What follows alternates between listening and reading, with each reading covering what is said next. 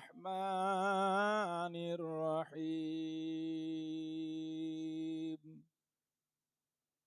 ومن يعظم شعائر الله فإنها من تقوى القلوب صدق الله العظيم اللهم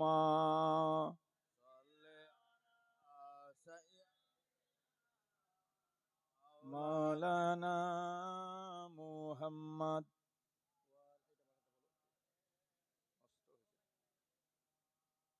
وعلى آل سيدنا monitor বাড়ান monitor আওয়াজ কানে আসছে না মাইকলা ভাই মনিটর বাড়ান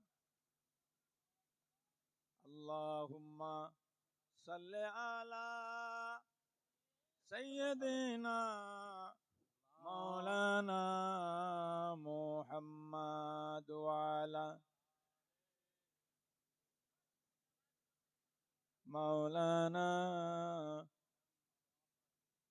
দে পাল তুলে দে মাঝি হালা করিস না ছেড়ে দে নৌকা মাঝি যাব মদিনা। যারা যাবে না তারা বলবে না, বাকি লোক হাত উঠিয়ে বলুন ইয়া রাসূলুল্লাহ। সবাই যাবেন মদিনা? দোয়া করছি আল্লাহ যেন সবাইকে পৌঁছে দেয়। তবে পয়সা থাকলে সবাই কিন্তু যেতে পারে না বাবা। কেউ কলকাতা থেকে ঘুরে আসে, আর কেউ ভিসা পাসপোর্ট হওয়ার পরেও ফের মরে যায়। এরকম আছে না? শুনেছেন না?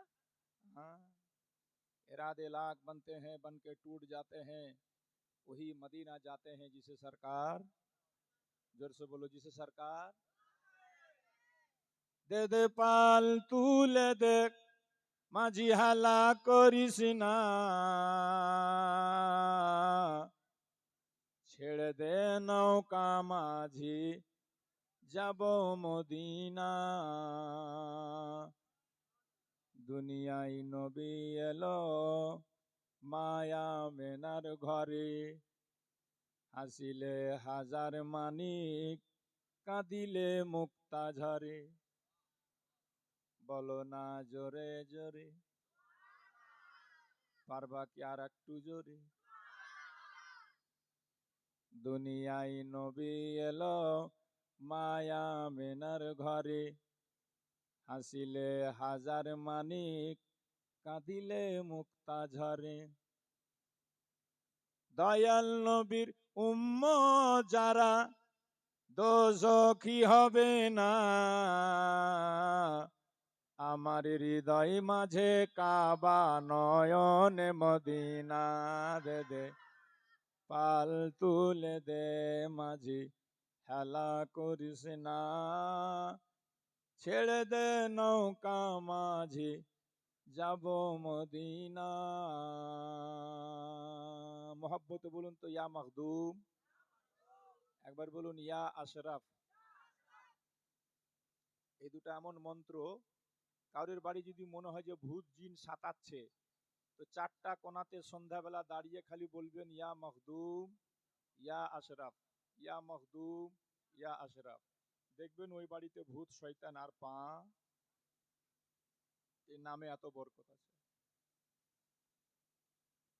কবি লিখছেন নূরেরই রোশনীতে দুনিয়া গেছে ভরে সে নূরের বাতি জ্বলে মদিনার ঘরে ঘরে। নূরেরই রোশনীতে দুনিয়া গেছে ভরে সে নূরের বাতি জ্বলে মদিনার ঘরে ঘরে। দয়াল মুর্শিদ যার শাখা তার কিসের ভাবনা দয়াল মুর্শিদ যার শাখা তার কিসের ভাবনা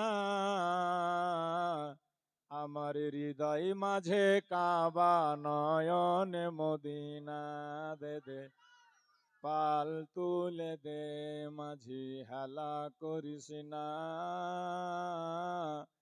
ছেড়ে দে নৌকা মাঝি যাব মদিনা। শ্রদ্ধেয় পূজনীয় হুজুর পীর সাহেব কিবলা এবং শাহজাদায়ে হুজুর তাজুল আউলিয়া, মুআজ্জাজ উলামায়ে কেরাম, বেরাদারান ইসলাম, পর্দানশী মা ও বোনেরা, সমস্ত তারিফ আল্লাহ পাকের জন্য। সকলে বলি আলহামদুলিল্লাহ। আল্লাহর পরে বিশ্ব নবীর উপরে হাজারো বার দুরুদ ও সালাম শান্তির ধারা বর্ষিত হোক। সকলে বলুন আল্লাহুম্মা আমিন। ভাই, আমি কোরআন থেকে একটা আয়াত পড়েছি। এটা আপনারা জানেন তো যে কোরআনে 114টি সূরা, 6666টা আয়াত, 30টা পারা দিয়ে পবিত্র কোরআন ভরা। এটা সকলের জানা আছে না? জোরে বলেন, জানা আছে না? মাশাআল্লাহ, তাহলে তো ভালোই জানেন আপনারা। উজুতে ফরজ কয়টা? উজুতে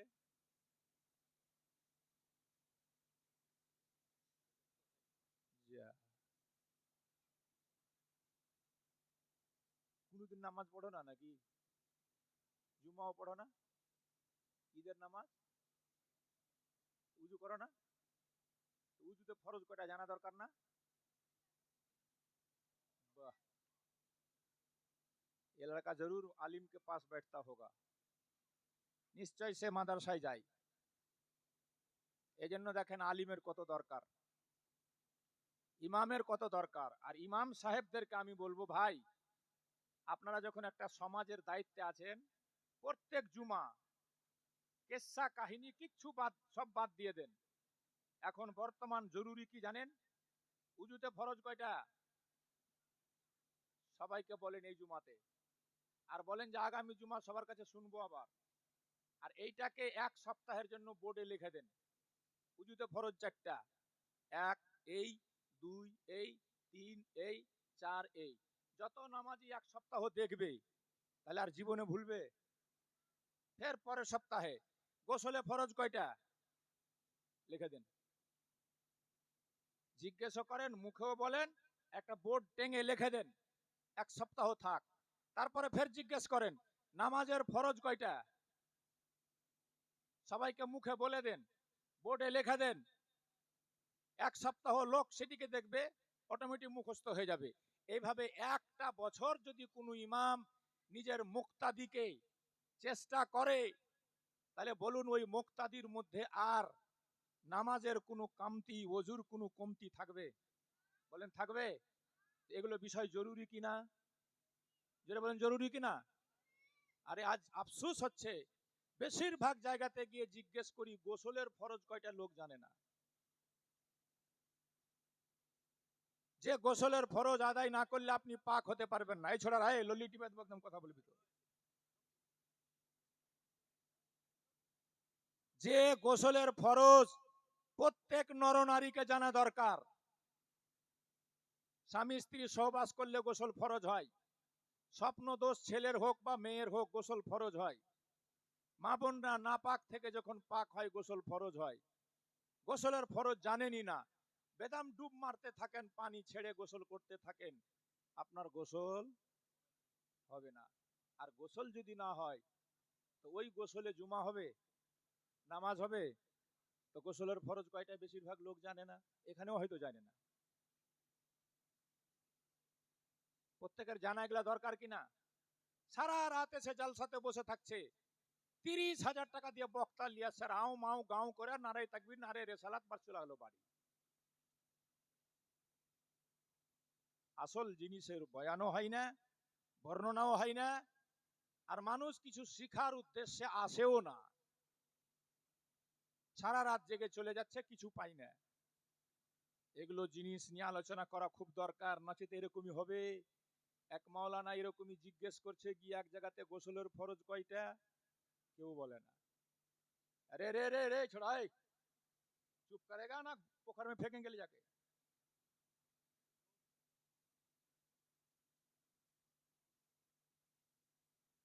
একটা ছেলে মাঝখানে দাঁড়িয়ে বলছে, তো মান সম্মান চলে যাবে গ্রামের, দাঁড়িয়ে বলছে হুজুর গোসলের ফরজ 3টা। আসলে কিন্তু 3টা। জোরে বলেন কটা? জোরে বলেন কটা? 3টা। তো বলছে বাবা কি কি তুই একটু বলে দে তো, তোর সমাজের লোক তো কেউ জানে না, তুই বলে দে। তো বলছে গোসলের ফরজ হলো 3টা, গামছা, লুঙ্গি আর সাবান। মাওলানা সাহেব কইছে, হায় হায় হায় রে কপাল, কোন সমাজে এসেছি আমি জালসা করতে রে, তুই এটা কোথায় পেলি? কইছে হুজুর কেউ যখন বলে না তো কি করব, আইডিয়া করে বলে দিলাম। হ্যাঁ, এরকম আইডিয়া করে কতদিন চলবে? গোসলের ফরজ 3টা, ওযুর ফরজ 4টা। এগুলো যদি না জানা থাকে ওযু হবে না। গোসলের ফরজ হচ্ছে 1 নম্বর গড়গড়া করা, হুলকুম পর্যন্ত পানি পৌঁছে দেওয়া। 2 নম্বর নাকের মধ্যে নরম অংশ পর্যন্ত পানি চড়িয়ে দেওয়া। 3 নম্বর মাথার চুল থেকে পায়ের তলা পর্যন্ত কোথাও এক চুল শুকনো না রাখা। এই 3টা হলো গোসলের ফরজ। যে নাপাক কাপড়টা পরে আছেন সেটা খুলে গোসল করতে হবে। ওটা পড়েই আছেন, কুত্তা কুয়াতে পড়ে আছে আর সাফ করার জন্য পানি বের করে চলেছেন। কুত্তা মোরা পড়ে আছে, সবখানি পানি বের করে দিলেন, কুত্তা মোরা পড়েই আছে, কুয়াটা পাক হবে? নাপাক কাপড়টা খুইলা অন্য কাপড় পরে গোসল করতে হবে। ওই কাপড়টা নিজের হাতে কাচতে হবে। মেয়ে ছেলেকে দিয়ে লুঙ্গি খাঁচালে পাক হবে না। 3বার খেচে শক্তি মোতাবিক 3বার চিপে ফেলতে হবে, তবে লুঙ্গিটা পাক হবে। মশলাটা বুঝে গেছেন? একটা মশলা যদি এক জালসাতে শিখে যান, আপনার সারা রাত জাগা বেকার হবে না, কাজে লেগে গেল। ওযুর ফরজ 4টা। 1 নম্বর গোটা চেহারা ধোয়া, একবার ধোয়া ফরজ, 3বার ধোয়া সুন্নাত। জানাজা দাঁড়িয়ে গেছে, আপনি জানাজা ধরবেন, উজু করতে গেলে জানাজা ছুটে যাচ্ছে, তাড়াতাড়ি হয় তায়াম্মুম করে নিতে পারেন, উজুর বদলে তায়াম্মুম। তায়াম্মুমটা কি? আর তায়াম্মুম জারবাতাইন, ফিকহের কিতাবে লেখা আছে 2 জরব মাটিতে মেরে একবার মুখে মাখো, একবার বাম হাত দিয়ে ডান হাত দিয়ে বাম হাত, তায়াম্মুম হয়ে গেল। পায়ে ঘষাঘষি করতে হবে না। পানি না পেলে 1 কিলোমিটার এদিক ওদিক কোথাও নেই, নামাজের টাইম হচ্ছে, তায়াম্মুম করে নামাজ পড়া যায়। তায়াম্মুমটাও শিখিয়ে দিলাম, শিখে গেছেন? 2বার মাটিতে হাত মারতে হয়, একবার মুখে আর একবার হাত মারলেন, বাম হাতটা আগে ডান হাতে, ডান হাতটা বাম হাতে, বাস তায়াম্মুম হয়ে গেল। পানি না থাকলে বা তাড়াহুড়া করে জানাজার নামাজ খাড়া হচ্ছে, উজু করলে জানাজা ছুটে যাবে, তায়াম্মুম করে দাঁড়িয়ে যান। আশা করছি বুঝে গেছেন। তো উজুর ফরজ 4টা। উজুর ফরজ কটা? 1 নাম্বার মুখ ধোয়া একবার, 2 নম্বর কাহিনা পর্যন্ত হাত ধোয়া একবার, 3 নম্বর মাথার 4 ভাগের 1 ভাগ, এই যে এইটুকু মাসা করতে পারলেই ফরজ আদা হয়ে গেল। বাস, গোটা মাথা করা, কান করা, গর্দন করা টাইম লাগবে কিনা? টাইম নাই, তাড়াহুড়া, খালি ফরজটা আদায় করলেন, আপনার উজু হয়ে গেল। ওটা হলো সুন্নাত। গর্দন করা, কান করা, এটা সুন্নাত। ফরজ হচ্ছে 4 ভাগের 1 ভাগ মাসা করা, 3 নাম্বার। 4 নম্বর পায়ের গাটা পর্যন্ত একবার ধুয়ে ফেলা, ফরজ। এই 4টার মধ্যে একটাও ফরজ যদি ছুটে যায় তো ওযু, আর ওযু যদি না হয় তো নামাজ। লা তুকবালু সালাতুন বিগাইরি ওযু, লা তুকবালু সালাতুন বিগাইরি তুহুর। হাদিসে পাকে আছে, যতক্ষণ পর্যন্ত আপনি ওযু ঠিক না করতে পেরেছেন আপনার নামাজ কবুল। দুটো কথা শিখা হলো কিনা? ধরে বলেন হলো কিনা? তো ওযুতে ফরজ কয়টা? এর মধ্যে কেউ যদি একটাও ছাড়ে নামাজ হবে? জুম্মার দিন একটা ছেলে গিয়ে উজু করছে, মুখ ধুয়েছে, হাত ধুইছে, আর একটা ছেলে এসে কইছে, তুই কি করছিস? তো কইছে উজু করছি। কইছে জুম্মা চালু হয়ে গেছে। ওঠেই বাঁধনা রেখা দৌড় মেরে যায়, জুম্মাতে খাড়িয়ে গেছে। ইমাম সাহেব যখন সালাম ফিরেছে তখন কইছে, ভাই ঠিকই কহেছিলি, তুই তুই যদি না কইতিস তো আমি জুম্মার নামাজই পেত না। কিন্তু ওর নামাজ হলো? জোরে বলেন হলো? খালি মুখ ধুয়েছে, হাত ধুয়েছে, মাসাও করেনি, পাও ধয়নি, আর কইছে তুই না কইলে আমার জুম্মাই ছুটে যেত। কেন হলো না? এই জন্য হলো না যেহেতু আর ওযু হলো না। একটা দুটা অভাব থাকে, তো একদিনে শিখা যায়, অভাবের তো শেষ নেই। আচ্ছা, একটা মাসলা আজকে শিখালেন, কোন বাড়িতে যদি মাইয়াত মারা যায়, সে বাড়িতে চুলহা জ্বালতে নেই কদিন? বাহ, ভালো অ্যাডভান্স চ্যাংড়া আছে এগুলা। কদিন? 3 দিন পর্যন্ত ওই বাড়ির জন্য শোক মানানো শরীয়তে জায়েজ। 3 দিনের উপরে শোক মানানো জায়েজ নেই। মানে 3 দিন ওরা রান্না করবে না। তবে বীরভূমে গিয়ে জলসা করতে দেখে আসলাম, যেদিন বাড়িতে কেউ মরবে, যতটি লোক মাটি দিতে আসবে, ওই বাড়িওয়ালাকে গরু কেটা সবটি লোককে খিলাতে হবে। বীরভূমের নিয়ম এটা। আমি বললাম যে তাহলে হিন্দু আর তোমাদের মধ্যে তফাৎ কোথায়?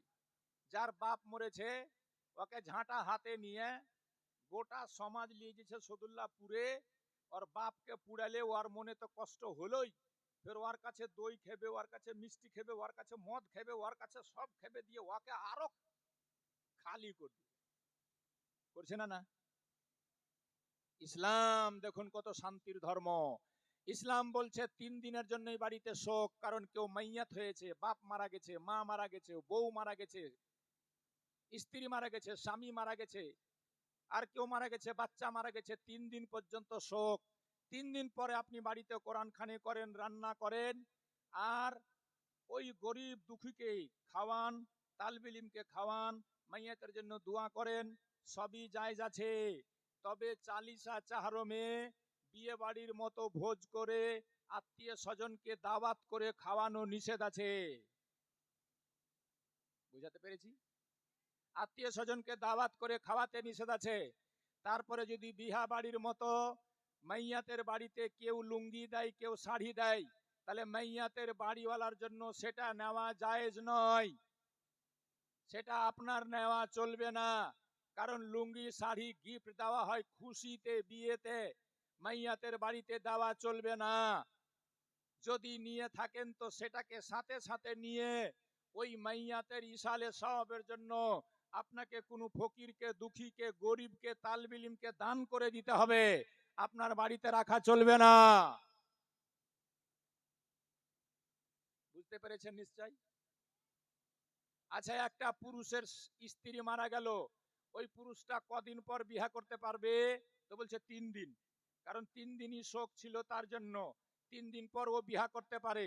কিন্তু একটা মেয়ের স্বামী মারা গেল, মেয়েটা যুবতী, মেয়েটা সাবালিকা, 3 মাস হয়েছে বিয়ে হওয়া, স্বামী মারা গেছে অ্যাক্সিডেন্ট হয়ে বা অসুখে, এই মেয়েটা কতদিন পর বিয়ে করতে পারে? মাশাআল্লাহ। আমি আরো কথাও বলেছি, নিশ্চয়ই ও শুনেছে, আপনাদের জানা নেই, নালে ফাটাফাট বলে দিতেন সবাই। কি, একটা ছেলের বউ মারা গেলে ওর জন্য শোক শরিয়াতে 3 দিন, তার বেশি জায়েজ নাই। তবে একটা যুবতী মেয়ের যদি স্বামী মারা যায়, তার জন্য শোক কতদিন? সবাই জোরে বলেন কতদিন? কোরআন বলছে আরবাতা আশরিন ওয়া আশার। দেখেন, বাপ মরলে শোক হলো 3 দিন, মা মরলে শোক হলো 3 দিন, ভাই মরলে শোক হলো 3 দিন, বহিন মরলে শোক হলো 3 দিন। একমাত্র নিজের বাড়িওয়ালা স্বামী যদি মারা যায়, তো মেয়ে ছেলেকে শোক মানাতে হবে 4 মাস 10 দিন। কোরআন বলছে আরবাত আশরিন ওয়া আশার, 4 মাস 10 দিন এই মেয়েটা স্বামীর ঘর থেকে বাইরে কোথাও যাবে না, বিয়ে বাড়ি যাওয়া চলবে না, ভোজ বাড়ি খাওয়া চলবে না, বাপের বাড়ি যাওয়া চলবে না, মাঠে ঘাটে যাওয়া চলবে না, বাজারে যাওয়া চলবে না, স্বামীর ঘরে থেকেই শক্তভাবে তাকে মানাতে হবে 4 মাস 10 দিন। তবে হ্যাঁ, স্বামী মারা গেলে গয়নাগাঠি খুলে ফেলতে হবে এরকম কোনো কিতাবে লেখা নেই। তবে মায়েরা খুলে দেয় যে আমার দেখনেওয়ালা স্বামী নেই তো আর কার জন্য পড়বো, কি বলেন, এজন্য খুলে দেয়। তবে খুলতেই হবে এমন কোনো কথা নাই, সাদা কাপড় পরে থাকতে হবে এমন কোনো কথা নাই। মায়েরা পড়ে নাই, তো পড়াটাও নাজায়েজ নয়। তবে স্বামীর ঘর থেকে বিনা কারণে, মানে অসুখে পড়েছে তো ডাক্তার দেখাতে যেতে পারে, বাকি বোনের বাড়ি যাওয়া চলবে না, মায়ের বাড়ি যাওয়া চলবে না, পিসি মাসির বাড়ি যাওয়া চলবে না, কোনো মেলাতে ফাংশনে যাওয়া চলবে না, বিয়ে বাড়ি যাওয়া চলবে না। স্বামীর ঘরে কোনো ভয় না থাকলে সেখানেই থেকে 4 মাস 10 দিন কাটাতে হবে। 4 মাস 10 দিন কেটে গেলে তারপরে এই মেয়েটা এবার সাজতেও পারে, এই মেয়েটা নতুন জামা কাপড় পরতে পারে।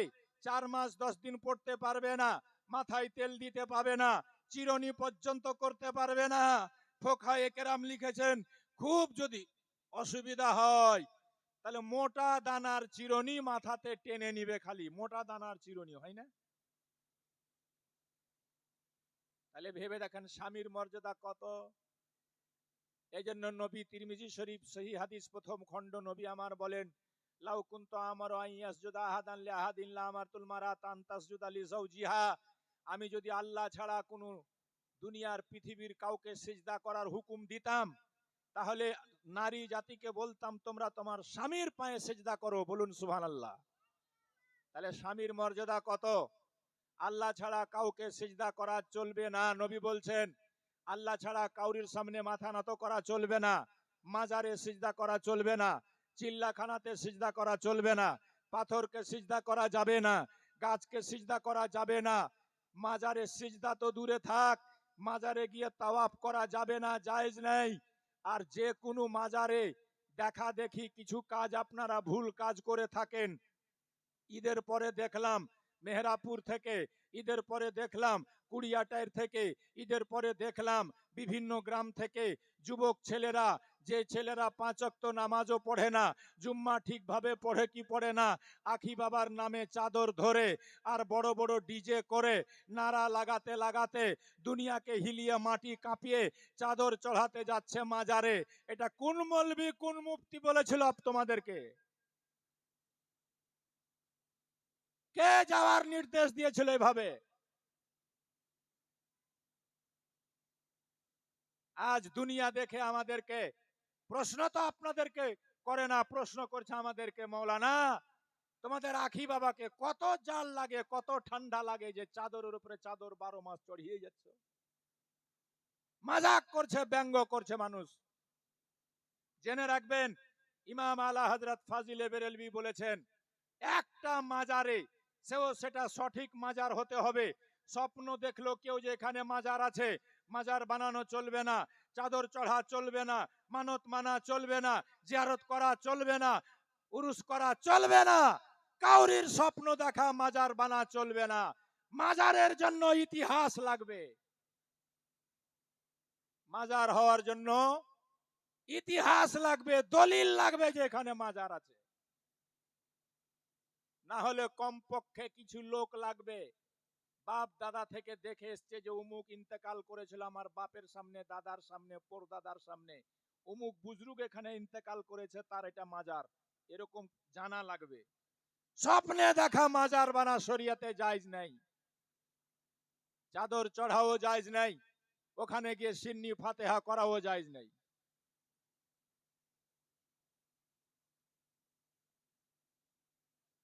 একটা মাজারে একটাই চাদর চড়া থাকবে, যতদিন পুরানা হয়ে ফেটে না গেছে দ্বিতীয় চাদর চড়া চলবে না, চলবে না, চলবে না। এই চাদরে পীর সাহেবেরও কোনো লাভ হবে না, যারা চড়াচ্ছে তাদের 1 পয়সা নেকি হবে না, শুধু ফায়দা হবে বাজারওয়ালাদের, দোকানদারের। কথা ঠিক বলছি না ভুল? আপনি চড়িয়ে আসলেন, ওইদিকে টেনে বিক্রি হয়ে গেল, ফের কেউ যে কিনছে, ফের চড়াচ্ছে, তো আপনারও লাভ হলো না, পীর সাহেবেরও লাভ হলো না, লাভ হলো দোকানদারের, লাভ হলো বাজারওয়ালার। শরীয়তের মশলা শুনুন, কেউ যদি আখি বাবার দরবারে, আলাউল হক পাণ্ডবীর মাজারে, আরো বিভিন্ন কোনো মাজারে চাদরের মানত মেনে থাকে আর দেখে যে ওখানে একটা চাদর চড়ানো আছে, তাহলে চাদর না চড়ালে একটুও গুনহগার হবে না, একটুও পাপ আপনার হবে না। যদি হয় আপনারা চড়ায়েন না, সবটি গুণ আমি নিয়ে নেব। মানত মেনেছিলেন, কারণ চাদরের মানত শরীয়তে নেই, আপনি জবরদস্তি মেনেছেন, ওই জন্য ওটা না চড়ালে গুনাহ হবে না। বরং ওই টাকা দিয়ে আখি বাবার দরবারে মাদ্রাসা চলছে, বা যে কোনো মাদ্রাসার কোনো তালিবে ইলমকে একটা জামা, একটা পায়জামা সিলিয়ে দিবেন, বাচ্চাটা যতদিন ওই কাপড়টা আপনার দেওয়া পড়বে, আপনার গোটা বংশ তার সওয়াব অর্জন করবে, গোটা খানদান তার নেকি পাবে। এজন্য লোক দেখা দেখি কাজ করিয়েন না। আমাদের সুন্নিদের মধ্যে বাস দেখা দেখি কাজ করে বেশি, আসল থেকে দূরে সরে গেছে। মসজিদ টাইলস মার্বেল দিয়ে, মিনার দিয়ে বানাচ্ছে, ইমাম সাহেবও 10,000 টাকার রেখেছে, নামাজি নেই। কথা ঠিক বললাম না ভুল? ডাক্তার ইকবাল বলেছিল, মসজিদ তো পল ভর মে বানা লি মা কি हरारत वालों ने, मन अपना पुराना पापी था बरसों में नमाजी बन ना सका, आज भी हो जो बड़ा हिंसा इमा पैदा, आग कर सकती अंदाजे गुलिस्ता पैदा। ফরজ ছেড়ে গরজ নিয়ে মারামারি, পাঁচ ওয়াক্ত নামাজ পড়ে, সুদ খাওয়া থেকে বেঁচে, মিথ্যা কথা থেকে বেঁচে, আল্লাহকে ভয় করে চলে যখন আপনি সিডনি করবেন, ফাতিহা করবেন, মুহররম মানাবেন, খিচড়া করবেন, জুলুস মানাবেন, তখন আপনার লাভ হবে। রোজাই রাখেননি আর ঈদ পড়ার জন্য মারামারি। নবী বলছেন যে রোজা রাখলো না সে যেন আমার ঈদগাহে পা না দেয়। আমাদের সমাজে দেখা দেয় যারা একটাও রোজা রাখেনি ওরাই ফের ঈদ পড়ার জন্য খালি মারামারি করছে। হ্যাঁ, প্রথম লাইনে ওরাই যে বসে আছে। তো ফরজ নেই, গরজ নিয়ে মারামারি। পাঁচ ওয়াক্ত নামাজ পড়ুক মেয়েরা, কাউকে ভূত ধরবে না, কোন ফকিরের কাছে যেতে হবে না, কোরআন তেলাওয়াত করুক বাড়িতে, যে বাড়িতে সূরা বাকারা ডেলি তেলাওয়াত হয় সে বাড়ির সীমানা পর্যন্ত শয়তান নেংবে না। খালি দুয়া তাবিজের চক্করে আর ফু ফা ছু ছা, তেল পড়া পানি পড়া, এত পড়ছে পীর সাহেব, তেল আর পানি ছুটি নেই, তাও মানুষের অসুখ ভালো হয় না কেন? খালি তেল আর পানি দিয়ে মারামারি দৌড়াদৌড়ি হবে না, ভিতরই তো পাক নাই। কোরআন বলছে কাদ আফলাহা মান তাযাক্কা ওয়া যাকারা ইসমা রাব্বিহি ফাসাল্লা, কামিয়াব वो हुआ जो पाक हो गया। जोर से বলুন সুবহানাল্লাহ।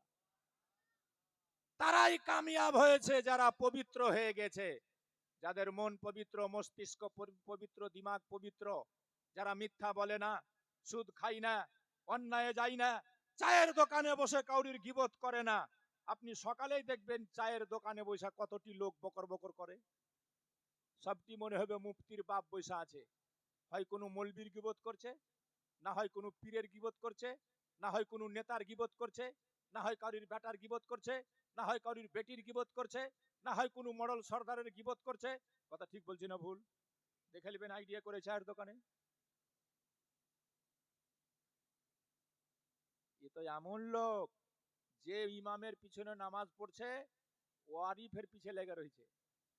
ইমাম সাহেব দোয়া করছে, আল্লাহ আমার মুক্তাদিদের গুনাহ মাফ কর, और बाप माয়ের গুনাহ মাফ কর, और খানদানের গুনাহ মাফ কর, সাগিরা কাবিরা মাফ করে জান্নাত দে, আমার মুক্তাদিরকে মাওলা সবকে রোজিতে বরকত দে, অসুখ বিসুখ সরিয়ে দে।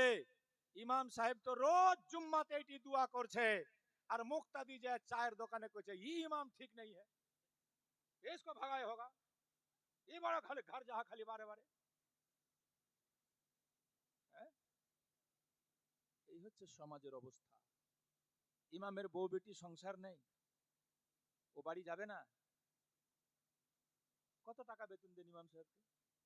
50-60 হাজার টাকা মাসে একটা মাস্টারের চলে না, আর একটা ইমাম সাহেবকে বেতন দিচ্ছে তো কইছে কেতা দে ঘর 5,000 कर दे।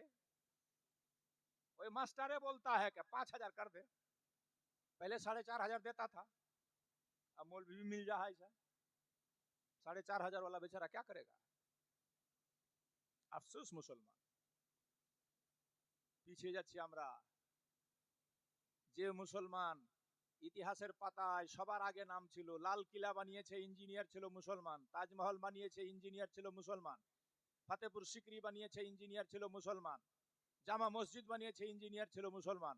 আজ গোটা সাদিপুর খুঁজে মুসলমান ইঞ্জিনিয়ার পাওয়া যায় না, মুসলমান অফিসার পাওয়া যায় না, মুসলমান একটা এসপি আইএসপি দারোগা পাওয়া যায় না, মুসলমান একটা ভালো র্যাঙ্কের অফিসার খুঁজে পাওয়া যায় না। কথা ঠিক বলছি না ভুল? সব লেবার শ্রেণী।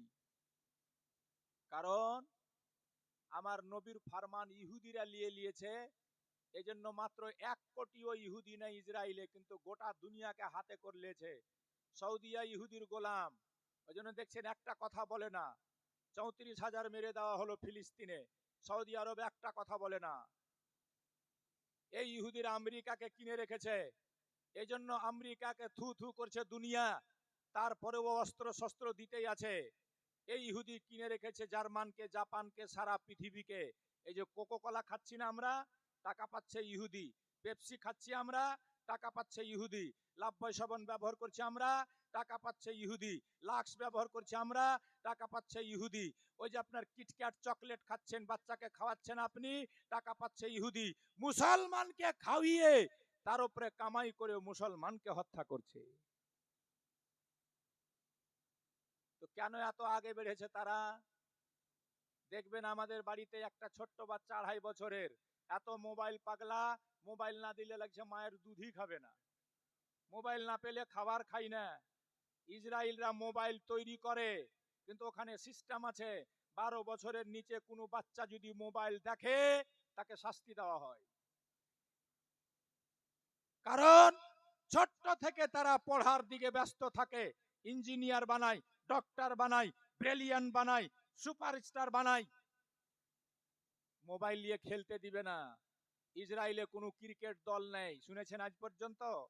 বেকার কাজে ওরা নেই, সব সময় কাজে লেগে আছে, শিক্ষার পিছে ছুটছে। নবী আমার বলেছিলেন, উতলুবুল ইলমা ওয়ালাউ কানা বিসসিন। আমার উম্মত রে, তোরা যদি শীর্ষ স্থান পেতে চাস, তোরা যদি রাজনীতিতে আগে হতে চাস, তোরা যদি সমাজকে ঠিকভাবে চালাতে চাস, তোরা যদি নেতা হতে চাস, তোরা যদি মন্ত্রী হতে চাস, তোরা যদি ডক্টর, মাস্টার, ইঞ্জিনিয়ার হতে চাস, বিদ্যা অর্জন কর, শিক্ষা অর্জন কর। যদি চীন যেতে হয় তবুও যা, শিক্ষিত হ। বলুন সুবহানাল্লাহ। নবী বলেছিলেন শিক্ষিত হ। আমরা হয়ে গেলাম মূর্খ। ইহুদিরা বাচ্চা বাচ্চা শিক্ষিত, একটা বিনা শিক্ষিত লোক পাবেন না আপনি ইহুদিদেরকে। আর নবী আর একটা কথা বলেছেন, ব্যবসা, এই বাণিজ্যের কথা, বিজনেসের কথা নবী বলেছেন, ঠকবাজি করে নয়, সৎভাবে বিজনেস কর। ব্যবসার মধ্যে মানুষের কিসমতের 75% রোজি রেখেছে আল্লাহ ব্যবসাতে। বলুন সুবহানাল্লাহ। আমরা ব্যবসাও করতে জানি না, আর যদি কেউ করে তো চুরি করবে, ব্যবসাতে মিথ্যা কথা বলবে, বলবে না? একটা 300 টাকার শাড়ি বেচবে 500 টাকাতে, যদি কেউ বলে যে হ্যাঁ এটা তো আমাদের দিকে 400 টাকাতে পাওয়া যাচ্ছে, তো ডাহা মিথ্যা কথা বলবে যে 400 টাকা তো আমার কিনাই নাই, আর কিনেছে 300 টাকায়। কথা ঠিক বললাম না ভুল? তো মিথ্যা বললে ব্যবসাতে বরকত হবে না ভাই।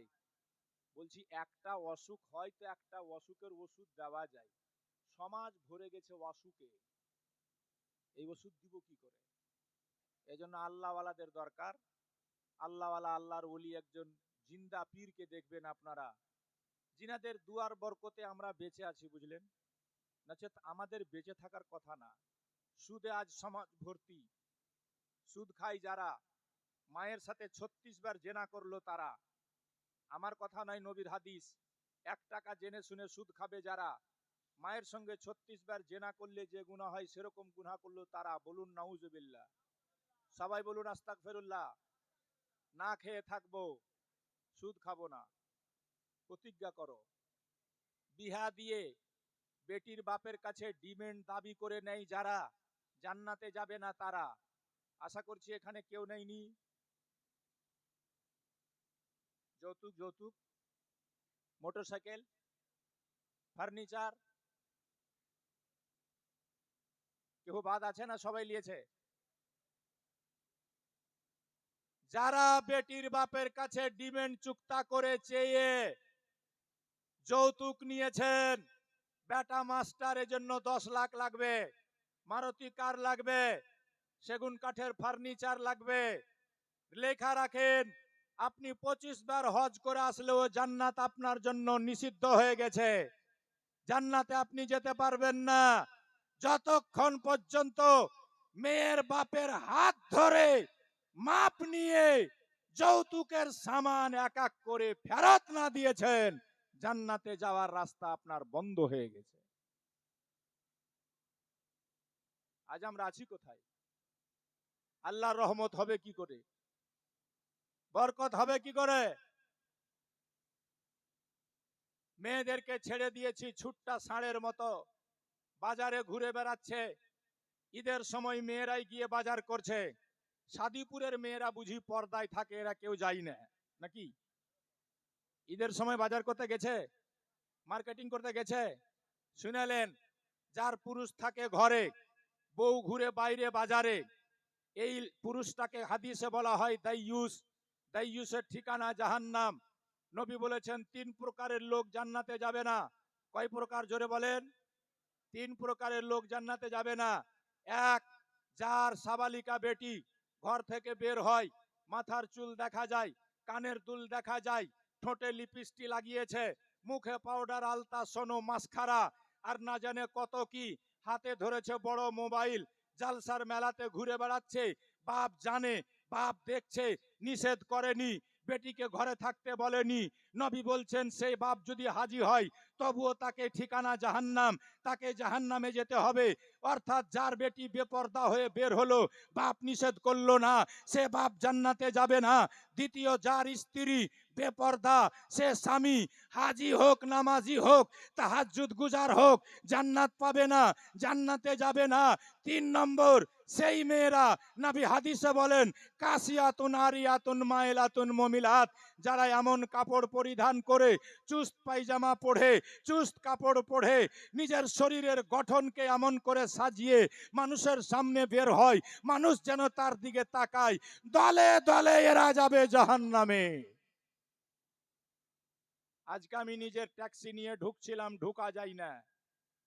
বেটি ছেলে আর বেটা ছেলে মেলাতে ঘুরছে। বলুন তো, বুকে হাত দিয়ে একটাও হিন্দুর মেয়ে এসেছিল ঘুরতে? সবটি মুসলমানের মেয়ে না?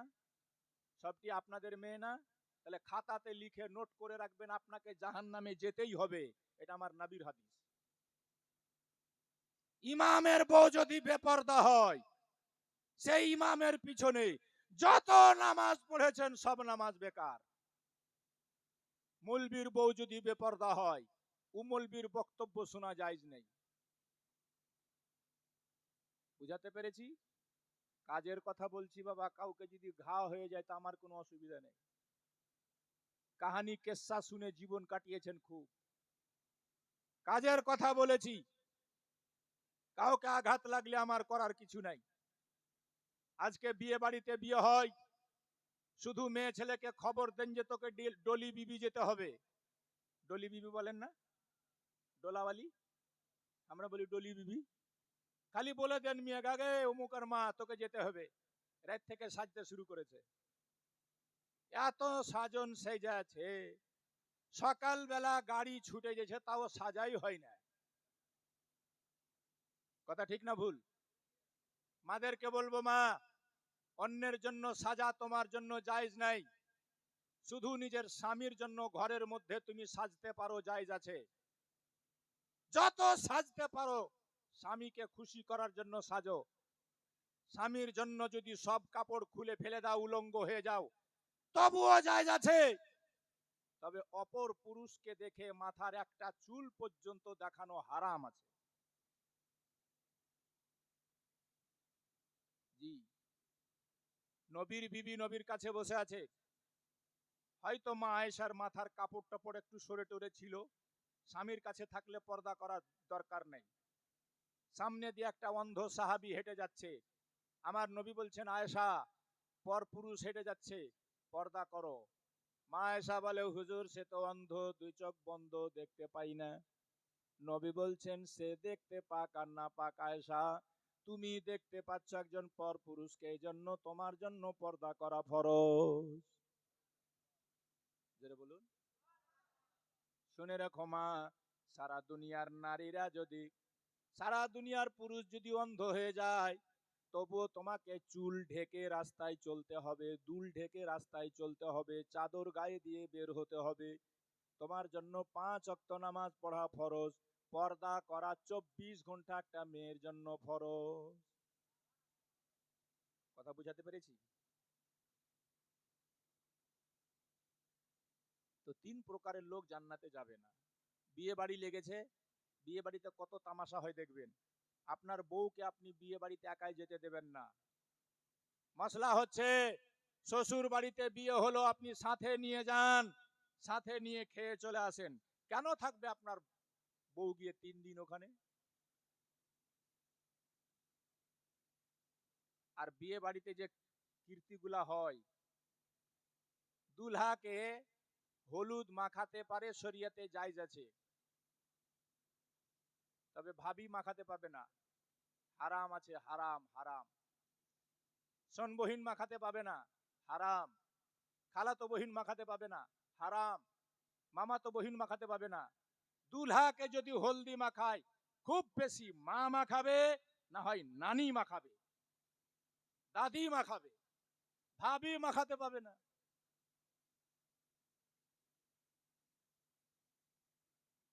হারাম আছে, হারাম।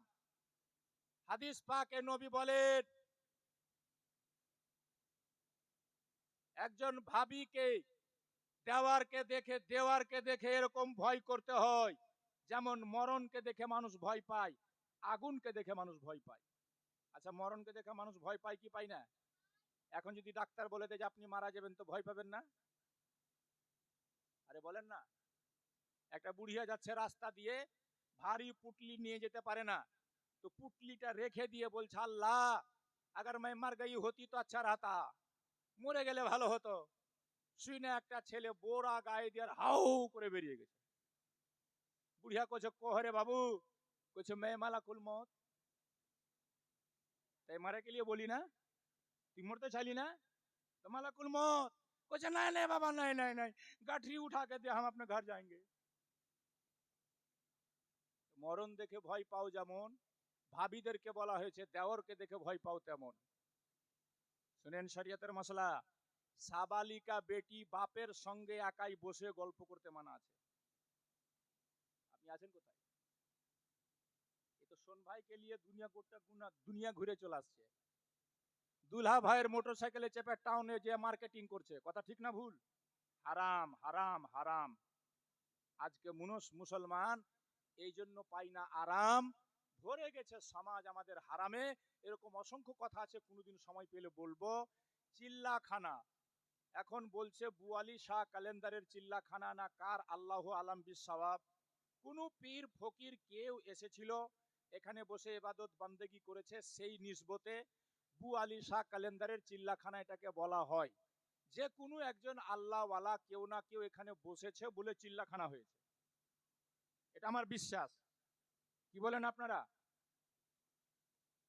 এরকম জায়গাগুলোর ব্যাপারে কোরআন বলছে, আমি যেটা আয়াত পড়েছি, মাই ইউআযযিম শায়ের আল্লাহ ফাইন্নাহা মিন তাকওয়াল কুলুব, যারা আল্লাহর নিশানি সমূহর আদব করে, এটাই হচ্ছে দিলের তাকওয়া। চলে আসলেন পীর সাহেব, সবাই দাঁড়িয়ে যান, নারে তাকবীর। আল্লাহ রাব্বুল আলামিন সূরা হজ আয়াত নাম্বার 17 আল্লাহ বলছেন, ওমাই ইউআযযিম শায়ের আল্লাহ ফাইন্নাহা মিন তাকওয়াল কুলুব, যারা আল্লাহর নিশানি সমূহর ইজ্জত করলো, সম্মান করলো, এটাই হচ্ছে দিলের তাকওয়া। বলুন সুবহানাল্লাহ। দিলের তাকওয়া। মুত্তাকি ব্যক্তির পরিচয় আল্লাহ পাক কোরআনে দিচ্ছে। মুত্তাকি ব্যক্তির পরিচয় কি? তো বলছে যে তারা আল্লাহর নিশানি সমূহর ইজ্জত করবে। আল্লাহর নিশানি সমূহ কাকে বলা হয়? যেমন কোরআন পাকে আল্লাহ বলেছেন দুটা পাহাড়ের কথা, ইন্নাস সাফা ওয়াল মারওয়াতা মিন শাআইরিল্লাহ ফামান হাজ্জাল বাইতা। আল্লাহ বলছেন নিশ্চয় সাফা এবং মারওয়া পাহাড় হলো আল্লাহর নিশানি। এই দুটা পাহাড়কে নিশানি কেন বলা হয়েছে? এর পিছনে ইতিহাস আপনারা নিশ্চয় শুনে হবেন। আল্লাহর প্রিয়তমা বান্দি ইসমাইল আলাইহিস সালামের মা হাজরাতে হাজেরা নিজের ছেলের পানির জন্য এই দুটা পাহাড়ে 7 বার চক্কর লাগিয়েছিলেন। 7 বার। জোরে বলেন কবার? জোরে বলেন কবার? বাকি এই দুটা পাহাড়ের অন্য কোনো ইতিহাস কোনো কিতাবে পাওয়া যায় না। এই পাহাড় দুটা আল্লাহর নিশানি বলা হলো। কোরআনে আল্লাহ বলেছে এই দুটা পাহাড় হলো আল্লাহর নিশানি, কারণ একটাই, যে আল্লাহর প্রিয়তমা বান্দি মাহবুবা বান্দি পাসান্দিদা বান্দি মা হাজেরা, নবীর মা, এক নবীর স্ত্রী, ইব্রাহিম নবীর স্ত্রী, ইসমাইল নবীর মা, এই পাহাড়ে 7 বার চক্কর লাগিয়েছেন, তিনার পবিত্র পাটা লেগেছে। এই জন্য পাহাড় দুটা আল্লাহর নিশানি হয়ে গেছে। কিয়ামত পর্যন্ত যত লোক হজ করতে যাবে তারাকে সেখানে হাজেরার মতো 7 বার চক্কর লাগাতে হবে। চক্কর লাগালে অসংখ্য নেকি হবে, কোনো গুনাহ, যেটা বলেন কোনো গুনাহ হবে না। এখান থেকে আমরা কি বুঝতে পারলাম? আল্লাহর প্রিয় বান্দা বান্দিদের যেগুলা স্থান, যেগুলা জায়গা, সেটা হলো আল্লাহর নিশানি, আল্লাহর কাছে পছন্দ। এই জালসাটা যে কাজের জন্য হচ্ছে, আমাকে তো বলা হয়েছে হযরত বু আলী শাহ কালেন্দারের চিল্লাখানা।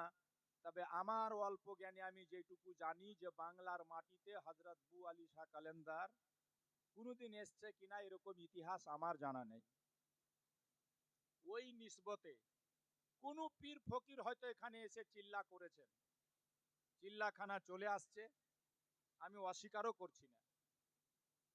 তবে চিল্লাখানাতে আর মাজারে তফাৎ আছে ভাই। চিল্লাখানা, মাজারে একটা চাদর চড়িয়ে রাখা যায়, আমরা তো চাদরের পাহাড় করে দিচ্ছি। তবে চিল্লাখানাতে চাদর চড়ানোর প্রয়োজন নেই। আল্লাহর ওলির ইবাদতের জায়গা, পবিত্র স্থান, সেটাকে আপনি ঘিরে রাখেন, সেই জায়গাতে গিয়ে আপনি দোয়া করতে পারেন। তবে কেউ গিয়ে ওখানে সিজদা করবেন না, সিজদা করা চলবে না। আল্লাহকে বাদ দিয়ে একটু আগেই বললাম, নবী বলছেন কাউকে সিজদা করা জায়েজ হলে আমি নারী জাতিকে বলতাম তোমরা স্বামীর পায়ে সিজদা করো। যদি কাউকে জায়েজ হতো তো নবী এই কথা বলে যেত। আল্লাহ ছাড়া কোনো জায়গাতে সিজদা করা জায়েজ নেই। মাজারে অনেক মূর্খ লোকেরা গিয়ে নাক লাগায়, মুখ লাগায়, এদিকে চুম্মা ওইদিকে চুম্মা, এরকম করা বেয়াদবি। খুব বেশি হলে হাত রেখে শুধু একটু চুমে নিতে হয়, বাস। মুখ লাগাতে নেই, নাক লাগাতে নেই। এই মুখে মিথ্যা বলে, সুদ খায়া, মদ খায়া আর মাজারে যা মুখ লাগাইছে, এটা সম্পূর্ণ বেয়াদবি। মাজারের আদব হলো 4 হাত দূরে থেকে দাঁড়িয়ে জানলে কিছু সূরা পড়ো, দোয়া করো, মনের বাসনা কামনা আল্লাহর ওলির দরবারে ব্যক্ত করো, তিনার ওসিলাতে খোদার কাছে দোয়া করো, বাড়ি যাও। অতিরিক্ত বাড়াবাড়ি শুরু করে দিয়েছে আমরা, এগুলো ঠিক নয়। যার কারণে অন্যেরা সুযোগ পেয়ে আমাদেরকে মাজার পুজুয়া বলছে, কবর পুজুয়া বলছে, আর কি আরো কি বলছে। গাদার গাদা মোমবাতি আগরবাতি নিয়ে গিয়ে আমরা ওখানে জানাচ্ছি যে যেটাতে কোনো দরকারই নেই। কোন কবরের উপরে মাজারে আগরবাতি জ্বালা চলবে না। মাইয়াতকে আগুন থেকে এমনি ভয় পায়, এজন্য দূরে রাখতে হয়। নিজের বাপের কবরেও আগরবাতি জ্বালাবেন না। আগরবাতি ওখানে জ্বালাতে হয় যেখানে সেন্টের দরকার। দুর্গন্ধ হচ্ছে, একটা আগরবাতি জ্বালিয়ে দেন। এক বোঝা নিয়ে গিয়ে আপনি জ্বালিয়ে দিলেন, এটা হলো ফজুল খরচা। ফজুল খরচকে আল্লাহ পছন্দ করে না। কাজে লাগান, কাজে লাগান। মায়ের চশমা ভেঙে গেছে, মা 1 মাস থেকে চিৎকার করছে বেটা চশমা বানিয়ে দে, পয়সা নেই। আর মাজারে গিয়ে আপনি 5,000 টাকার চাদর চড়াচ্ছেন, একটা নেকি পাবেন না। সবচাইতে বড় পীর হলো মা আর বাপ। এরা খুশি তো খোদা খুশি, এরা নারাজ তো সব নারাজ। এজন্য নিজের বুড়ো বাপ মাকে দেখেন, আল্লাহর নবী ডাইরেক্ট হাদিসে বলেছেন হুমা জান্নাতুকা ওয়া হুমা নারুকা। বাপ আর মা তোমাদের জাহান্নাম, বাপ আর মা তোমাদের জান্নাত। এদের উপরে যেই বেটা বেটি খুশি, যে বেটা বেটির উপরে এরা খুশি, তাদের উপরে আল্লাহ খুশি। আর যেই বেটা বেটির উপরে এরা নারাজ, তাদের উপরে আল্লাহও নারাজ। এজন্য বুড়ো বাপ মাকে খুশি রেখে মরেন, জান্নাতে যাবেন তো। আল্লাহ যেন সবাইকে আজকের জলসার পর তৌফিক দেন বাপ মাকে ভালোবাসার, বলুন আল্লাহুম্মা আমিন। বাপ মা নারাজ হয়ে থাকলে পীর সাহেবের এসে মুরিদ হয়েও আপনি লাভ করতে পারবেন না, দামান ধরেও লাভ করতে পারবেন না। 10 10 মানে গোটা 10 সমাজকে খিচড়া খাইয়ে লাভ করতে পারবেন না, বাপ মা যদি নারাজ থাকে। এজন্য বাপ মাকে রাজি করুন, আপনি বলবেন আমাদের বাপ মা নাই, তো আমরা এখন কেমন করে রাজি করব? তারও তারিকা, তারও রাস্তা আমার নবী বলে দিয়েছেন। তোমার বাপ মায়ের যারা নিকট আত্মীয়, তাদের সঙ্গে বাপ মায়ের মতো ভালো ব্যবহার করো, তোমার বাপ মায়ের আত্মা খুশি হবে। আর কি করো? তো নবী বলছেন, এজা মাত আল ইনসানু ইনকাতান হুয়া আমালুহু, মানুষ যখন মরে যায় তার ভালো মন্দর রাস্তা বন্ধ হয়ে যায়, ইল্লা মিন সালাস আও মিন সাদকাতিন জারিয়া। এক নম্বরে হচ্ছে সাদকায়ে জারিয়া করো, মসজিদে ফ্যান লাগাও, মাদ্রাসাতে কিতাব কিনে দাও, এই সাদকায়ে জারিয়ার সওয়াব তোমার বাপ মা পেতে থাকবে। ঠিক আছে?